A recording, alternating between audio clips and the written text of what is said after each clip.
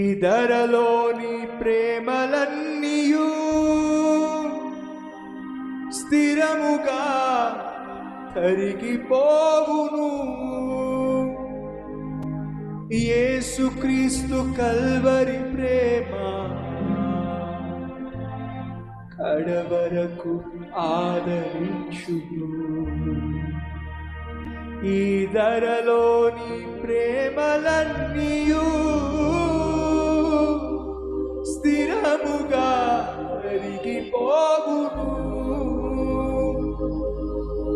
యేసుక్రీస్తు కల్వరి ప్రేమ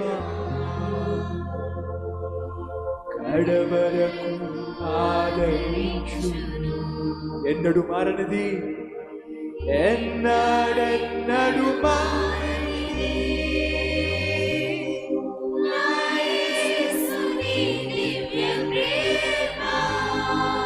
ఎవరు మనకు ఉండదు.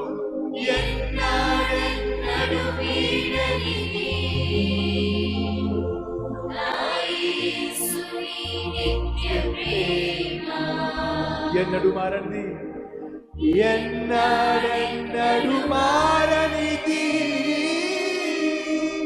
నా యేసుని దివ్య ప్రేమ.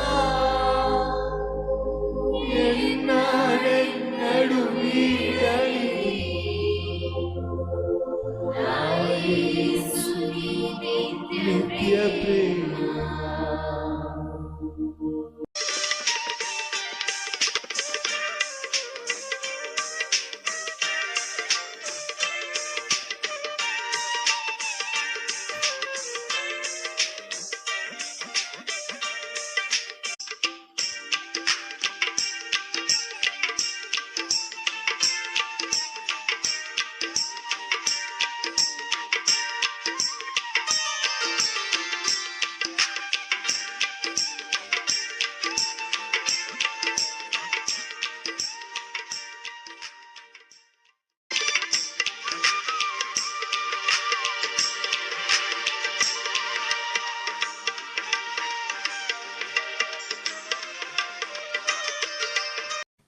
కొంతమందికి వస్త్రాలు పిచ్చి.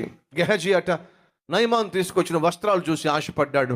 కూడా పడి నాకు 2 జతల వస్త్రాలు కావాలి. వస్త్రాల పిచ్చి, బట్టల పిచ్చి.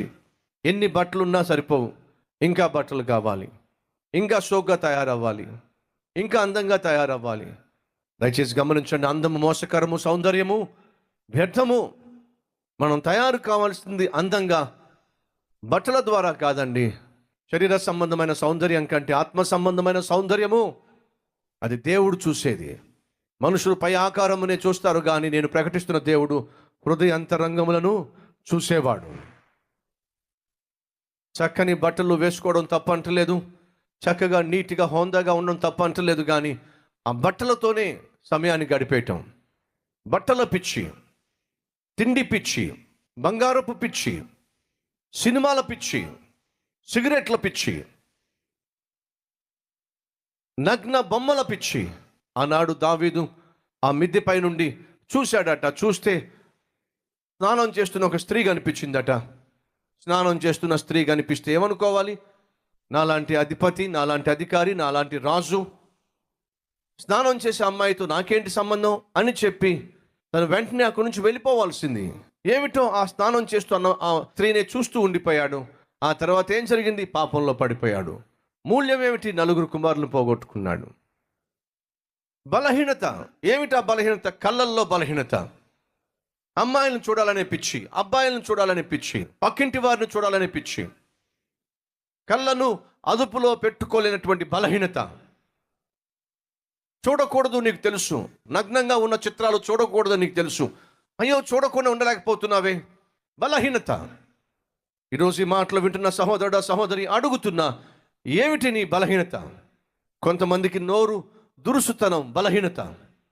నోరు తెరిస్తే చాలు ఎవరో ఒకరిని తిట్టాల్సిందే, నోరు తెరిస్తే చాలు ఎవరో ఒకరిని గాయపరచాల్సిందే, ఏదో ఒక బాధ పెట్టే మాట అనాల్సిందే. అదొక వీక్నెస్. మరి కొంతమందికి ఎప్పుడు చూసినా కోపం, ఎవరో ఒకరిని తిట్టాల్సిందే, కోపంతో ఆవేశంతో రగిలిపోవాల్సిందే. అదొక బలహీనత. నేను కోపంగా ఉండకూడదు, నోరు జారకూడదు, ఎవరి మీద అరవకూడదు, ఎవరిని తిట్టకూడదు, ఎవరిని గాయపరచకూడదు అనుకుంటావు, కానీ నీ వల్ల కాదే. బలహీనత. ఏమనుకోకండి ఈ విధంగా అంటున్నానని చెప్పి. కొన్నిసార్లు కాలు చెయ్యి ఒకవేళ ఎవరికైనా పడిపోయినట్లయితే, అలా కాలు చేయి పడిపోయి ఉంటుంది. అందరి విషయంలో కాదు సుమా, కొంతమంది విషయంలో కాలు చేయి పడిపోయి ఉంటుంది. కదలలేడు, మెదలలేడు. భార్య కొంచెం ఆలస్యంగా టీ తీసుకొచ్చింది, అంతే. మంచం మీదే ఉంటాడు. ఈ చెయ్యి లేపలేడు, ఆ కాలు లేపలేడు. ఈ చెయ్యి లేపుతాడు. ఎవరి మీదకి? ఎవరి మీదకి? భార్య మీదకి. ఈ చెయ్యి లేపుతాడు.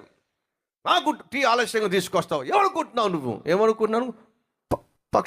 ఏమంటుందని పక్షవాతం వచ్చింది అనుకుంటాను. ఇంకేమనుకుంటాను? ఆలోచించండి. శరీరం బలహీనంగా ఉంది, కానీ కోపం పోవటం లేదే. నిస్సహాయ స్థితిలో ఉంటున్నాం, కోపం పోవటం లేదే.